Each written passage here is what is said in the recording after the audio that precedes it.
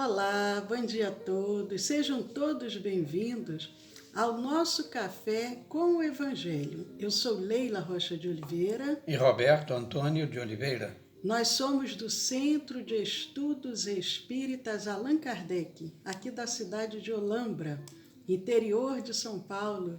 E é uma alegria estarmos aqui nessa manhã de quinta-feira, 6 de agosto de 2020, uma manhã belíssima, o sol lá fora iluminando e irradiando seus raios divinos.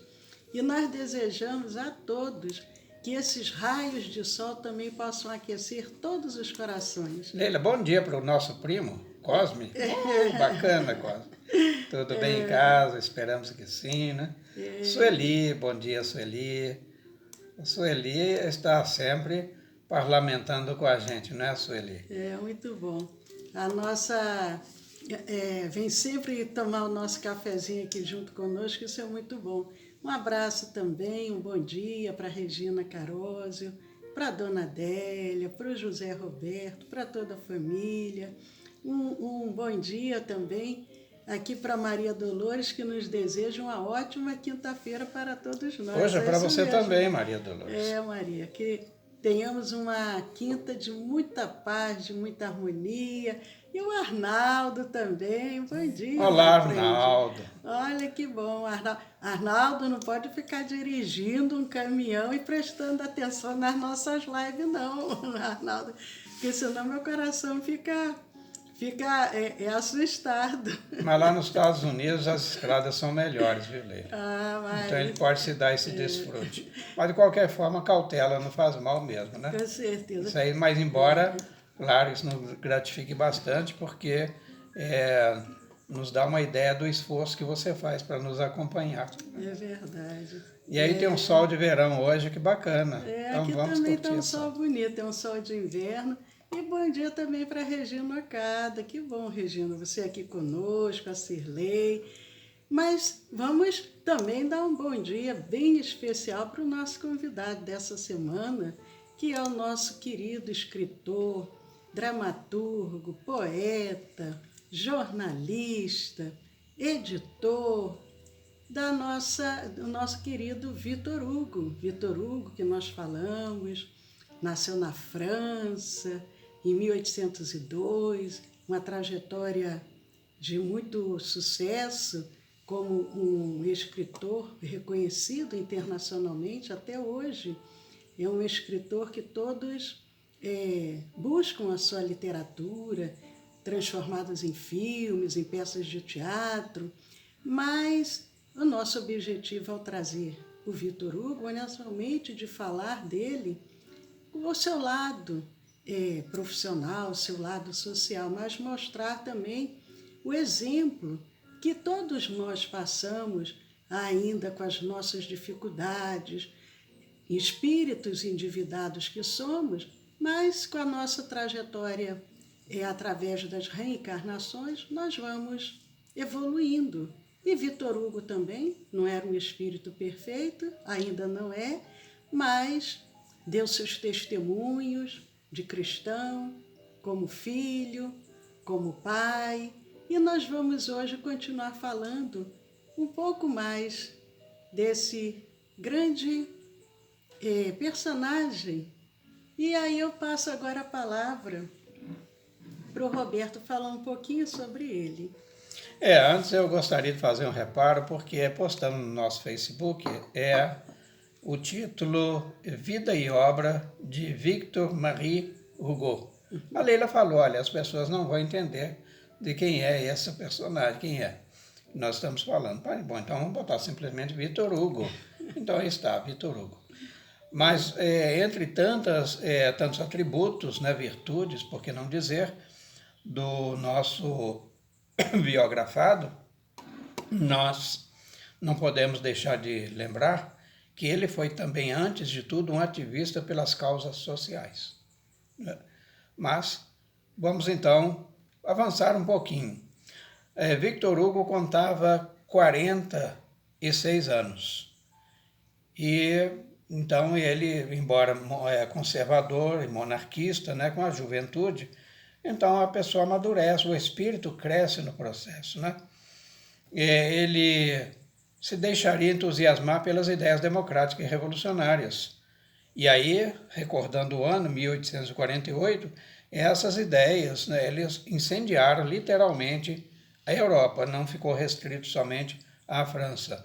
Lembrando, assim, só abrindo aqui um parêntese, né? Pois não? Que nessa época, Kardec, o Hippolyte Léon Denisard Rivaio, que nasceu 2 anos depois, em 1804, o Victor Hugo, 1802, Kardec, 1804, estava com 44 anos. Isso. E o Victor Hugo com 46 anos. Isso. Mas e aí, Roberto? Mas então, lembrando que as campanhas napoleônicas, né, já tinha varrido boa parte da Europa e dado com os burros na água, né, na campanha lá da Rússia, ou Bielorrússia. Né? Mas voltamos então à França, aí nós vamos encontrar um Victor Hugo engajadíssimo. Então essa reação autoritária, porque houve também contrapontos em relação ao Napoleão, nós falamos ontem, né, Leila? Napoleão III, né? Que ele daria um golpe. Isso, mas essa reação de toda a Europa... Justamente por oposição a Napoleão. Aí ela chega à França também, né? Aliás, ela partiu da França. Né? Então ela se alastrou pela Europa. E, naturalmente, as forças contrárias não demoraram a se manifestar. No caso específico da França, dado o engajamento, que era uma máquina de guerra fantástica, tinha sido montada, né, no chamado Império, apesar de uma transição muito rápida com retorno à monarquia, que não durou muito. Mas então aí o ensaio de república, Napoleão III, o Luiz Napoleão, ele é eleito, e o Victor Hugo, inclusive, apoiaria ele, porque o Victor Hugo era simpático, né, embora lá atrás fosse monarquista, já os ares de república lhe falavam melhor, porque permitiria manifestação maior do público, do povo, né, inclusive através do voto. Porém, Napoleão Bonaparte III, ele traiu o povo e tornou-se uma espécie de ditador burguês, né? Vem muito da França, né? O ditador burguês. Porque ele deu um golpe de Estado e faria dele, Luiz Napoleão, que era o sobrinho do Napoleão Bonaparte, faria uma espécie de ditador. Porque o que ocorreu, Leila, não é que ele tivesse dado um golpe de Estado, ele foi eleito. Inclusive, só para recordar, o próprio Victor Hugo apoiou ele, fez campanha a favor dele. E o Victor Hugo era uma voz, um excelente palanque para qualquer candidato. Napoleão foi eleito, só que ao se ver eleito, né, e diplomado, ele rasga a Constituição. A Constituição agora não está valendo mais. E isso aí teria feito uma insurgência muito grande. E entre os insurgentes estaria naturalmente o Victor Hugo. Ele deve ter se arrependido muito de ter apoiado Napoleão, mas ele era um homem de ação, não ficava arrependido, quietinho, resmungando. Então ele foi para a ação. E isso, nesse ano de 1848, após essa revolução, que depõe o Luiz Felipe, para quem gosta de história, é bom para a gente ir recordando o que a gente estudou lá entre aspas, nos bancos escolares. Mas então, após essa revolução que depõe o Luiz Felipe, o Victor Hugo, ele é eleito deputado em Paris. Ele também, além de tudo, ele também era um político. Mas ele, muito preocupado com a miséria do povo, porque foi um período muito difícil que a França passou, ele funda o jornal, porque nós sabemos que a imprensa, e uma imprensa séria, ela tem uma voz muito importante. Até eles chamam o quarto poder, não é isso? Porque a imprensa ela tem um poder Pelo menos no nosso sistema, né, Leila, aqui no Brasil, tem um poder muito grande. Tem um poder fantástico. Então, ele preocupado com essa miséria do povo, ele funda o jornal, ele dá o nome do jornal, O Acontecimento. E os filhos também dele, o François e o Charles, lembrando que ele havia tido 5 filhos. O primeiro faleceu ainda pequeno, depois a Leopoldine, e ele ainda ficou com mais 3 filhos. A Adele depois ela também enferma, ela foi diagnosticada com esquizofrenia. Mas o Charles e o François eram redatores do jornal junto com o Vitor Hugo. E aí, Roberto, o que eles fazem aí com esse jornal, O Acontecimento? Então, o jornal prospera, tem uma grande penetração, mas ele lembrou, né, a imprensa é chamado quarto poder, né? E só repisando aí escreve artigos nos quais defenderam a candidatura daquele então príncipe Napoleão para a presidência da República. Olha a República, Luiz né? Napoleão, Gente, né? que revolução, olha, monarquia, anarquia, monarquia, república e monarquia, agora república outra vez. Mas aí, então, eleito, Napoleão viola, Napoleão III. Ele viola nós a Constituição. estamos explicando os fatos que aconteceram. Né? Vamos tentar desenhar assim, um chamado pano de fundo, né? Daquele momento na história e do seu tempo em que o Vitor Hugo circulou e teve que se articular, se movimentar. E aí ele ficou desiludido, como eu disse, arrependido, desiludido, e não aceita a política adotada por quem ele ajudara a eleger. Olha, é uma tolice. Aquele que o ajuda a eleger é o mesmo que o ajuda a apiar do poder. E o Vitor Hugo, ele tinha, volto a lembrar, um apoio popular gigantesco. Então o povo ia para onde ele apontava. Aí o que vem a suceder? Deixa eu até comentar um pouquinho sobre isso, porque ele fica tão desiludido, e como ele tinha o jornal, tinha possibilidade de penetração, ele reage com muita fúria. E ele faz, inclusive, um panfleto, né? A gente chama, hoje em dia fala flyer, né? Flyer, assim. Mas, enfim, ele faz primeiro no panfleto escrito Napoleão o Pequeno. Já começou por aí, um tapa de luva de pelica, né? Napoleão Pequeno. Depois ele tinha toda a facilidade de fazer as poesias, ele faz versos. E no volume de versos, Les Châtiments, uma coisa mais ou menos assim, ele conclama cataclismas, punições para o seu adversário. Aqueles versos assim bem carregados, bem próprio, né? Do Victor Hugo, né? E o Napoleão III, ele tinha escolhido um símbolo para representar o reinado dele. Geralmente os políticos sempre têm um símbolo. Quando eu era criança, eu me lembro que teve um político aqui no Brasil que o símbolo dele era a vassoura. E o Napoleão III, ele escolheu um símbolo. Qual foi o símbolo, Roberto? Você sabe? Então, a abelha. Porque a abelha, ela ferrotoa. Ela pode levar, quando em bando, né, em enxame, pode levar à morte. Então é para ferrotoar, ou seja, é para voar. Então tem a liberdade de ir aonde bem entender. Para quem quer dominar é fantástico, né? Então, porque ele tinha também um enxame muito grande, que era um exército bem aguerrido, como acabamos de lembrar, né? Tinha sido montado no Império Napoleônico, transitando pela monarquia ainda muito pífia, né? E agora como república, uma máquina de guerra muito grande. Não foi totalmente destroçada lá na campanha da Rússia que nos referimos. Aliás, voltou até mais fortalecida, porque aí nas experiências a gente sabe que nós adquirimos estratégias, né? Como fazer as coisas certas. Então, o escritor convocava o nobre inseto, né? Que era a abelha, generoso obreiro que sorve orvalho casto, a turbilhonar no enxame contra aquele enganador imundo, aquele infame. Bem dito pelo Vitor Hugo. O Vitor Hugo se aproveita do símbolo, né, do próprio símbolo do rei, ou melhor, do Luiz Napoleão, para simbolizar aquele reinado dele.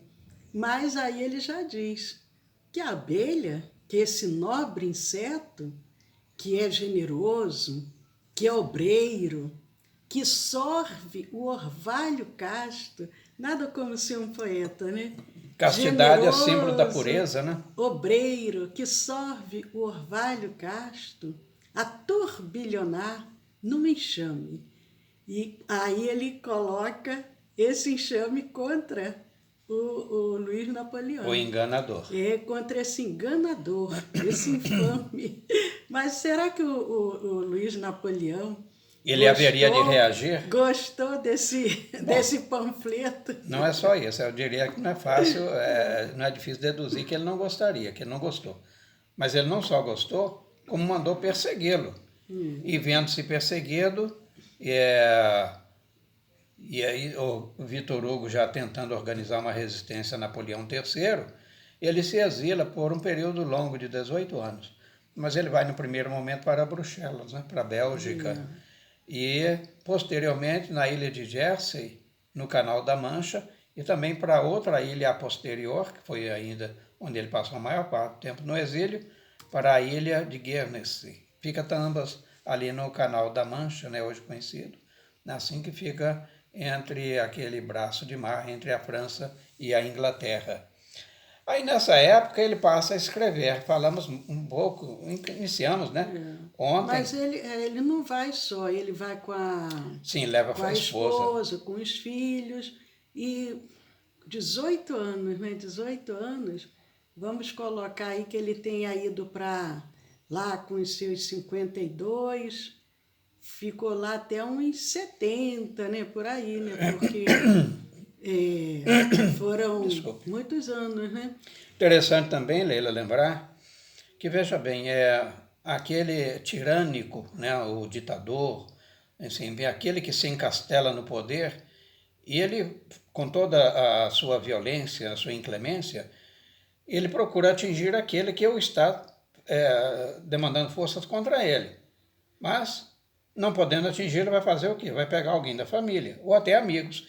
E não somente a família, mas muitos amigos deles também emigraram, exilaram-se, né, em outros lugares, mais especificamente em países neutros, né, que é aqueles países que não apoiavam as campanhas napoleônicas, que, aliás, tinha uma verdadeira ojeriza por ele, e tanto quanto possível se empenharia também para depô-lo.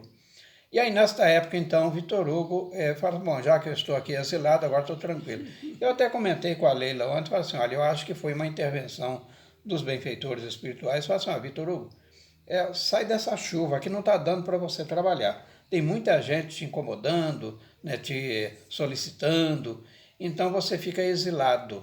Então foi para o exílio e lá ele começa realmente a escrever, e ele já vai interagir com uma espiritualidade, como veremos daqui a pouco, né? E começa a escrever, entre eles as Contemplações, Os Miseráveis, né, que tornou-se célebre mais tarde, como já falamos, e O Homem que Ri.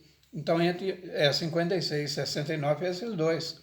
Aí tem mais alguma coisa, Leila, de escrita dele? Ele escreveu milhares e milhares de páginas, deixou muitos livros escritos, poesias, muita coisa realmente, assim, uma obra imensa, e que ao longo do tempo foram se resgatando esses cadernos, essas obras, essas páginas, muitas que ainda eram inéditas, mas nesse exílio que o Vitor Hugo ficou, entre 1853 e 1855, lembrando aí um fato importante, porque nessa época ainda não existia o Espiritismo. Allan Kardec, ele é convidado... Não tinha nem lançado o Livro dos Espíritos, foi só em 57, né? Allan Kardec, o Hippolyte Léon Denis Rivaio, é convidado, ou melhor, chamado a atenção para esses fenômenos em 1855 por um daqueles amigos dele, e depois, posteriormente, é que ele começa a frequentar uma daquelas sessões, como a gente já conhece toda essa trajetória, até que chegou a primeira publicação de O Livro dos Espíritos. Mas a Europa estava fervilhando, tanto a Europa quanto o mundo inteiro. Nós lembramos também aqueles primeiros fenômenos que surgiram nos Estados Unidos, com as irmãs Fox, em Hydesville, em Nova York, e aqui esse fenômeno foi como diz aquele escritor, uma invasão organizada que o Arthur Conan Doyle. Conan Doyle diz, Arthur Conan Doyle diz que foi uma invasão organizada dos espíritas. Foi um momento assim que era para um despertamento geral. E nesse exílio, entre 1853 e 1855, o Victor Hugo, ele deixa depois alguns manuscritos desses registros do que aconteceu. Alguns, mais ou menos milhares de páginas, né? Nesses 2 anos... Ele escrevia muito, gente. Nesses 2 anos, entre 53 e 55, ele deixa vários registros, algumas coisas escritas, né? Manuscritas, porque era tudo à mão, né? Daquelas sessões espíritas realizadas em sua residência. E ali, o que acontecia ali naquelas reuniões? Ele reunia a família, os amigos, para conversar através das manifestações em mesas girantes. Mas eu vou deixar o Roberto dar continuidade ao que acontecia ali e eu vou ausentar durante 10 segundos. Muito bem. Então, o Victor Hugo, ele descobria, perguntava e anotava todas as experiências, os diálogos, mas principalmente de alguns que se manifestavam do outro lado da vida, ou seja, teria desencarnado, e celebridades. Por exemplo, Molière, Shakespeare, Rousseau, Mozart, Galileu, Lutero, Rafael, sim, Michelangelo, Maomé, dentre outros. Vocês acharam pouco? Eu achei demais. Aí vem a pergunta, Leila. Lá em Paris, naquela agitação, ele envolvido com o parlamento, nas tricas políticas, ele teria como entabular conversações com esses espíritos? Não teria como. Não. Seria muito difícil, né? Então, observe a estratégia de que os espíritos que dirigem os nossos propósitos, né? Por isso que diz, olha, os espíritos influenciam suas vidas, pergunta Kardec, elas são muito mais do que imaginais, de ordinários vos conduzem. E não foi exceção para Victor Hugo, foi conduzido para a ilha de Guernsey, onde ele então trava contato mediúnico com estas entidades, né? São os pilares. E essas anotações, elas foram depois compiladas em 3 cadernos. E esses cadernos, olha só, quase mais de 100 anos depois, né? Mais de 100 anos depois, em 1962 e 1962 e 1972, eles foram organizados, esses cadernos compilados, e eles fazem incorporado ao catálogo da Biblioteca Nacional da França. Nacional da França. Chegou ali. E tem um pesquisador, a gente vai, já até passando um pouquinho no nosso tempo, mas só para a gente fechando aqui, um pesquisador e editor, Patrice Boivin, ele também descobriu nesse acervo da Maison de Victor Hugo. Maison era a mansão, né? Mansão, onde ele tinha morado, né? No exílio. Ali ele encontrou atas e cartas inéditas que atestam essa veracidade da vivência espírita do grande escritor. E ali, esse pesquisador e editor, ele assinala a influência que aquelas sessões espíritas exerceram no campo literário. Olha que coisa interessante, porque aquelas influências exerceram, né, ou melhor, as sessões espíritas exerceram essa influência no campo literário. Mas não podia ser diferente, Leila. Com Molière, do outro lado, né? Com Shakespeare, aqueles que nós nomeamos ainda. Com todos eles conversando, tinha que mudar. Então mudou mesmo. E aí, esses cadernos foram publicados no Brasil, se me permite, Leila. Mas só para fechar aqui o meu raciocínio, porque desculpe. O que esse pesquisador percebe com isso? Que em função disso, contribuiu muito para aquele grande complexo, daquele processo, daquela criação poética de Victor Hugo. É muito bonito isso, né? Mas pode Sim. falar, Roberto. Então, e aqui no Brasil, essas obras chegaram, essas anotações, sim, foram publicadas no Brasil pela editora Três Estrelas. Eu não conhecia, gente, essa editora. Acho que até nem existe mais, mas enfim. Sob o título O Livro das Mesas, as Sessões Espíritas da Ilha de Jersey. Então, fica aí. Mas aí cabe uma pergunta, Leila. Não sei se já está fechando, né? Mas aí, então vocês vão pensar nisso. E o Victor Hugo era espírita? É uma pergunta apropriada, né? Porque isso foi entre 1853 e 1855 já que deu a dica, né, Leila? esses cadernos foram produzidos por Victor Hugo.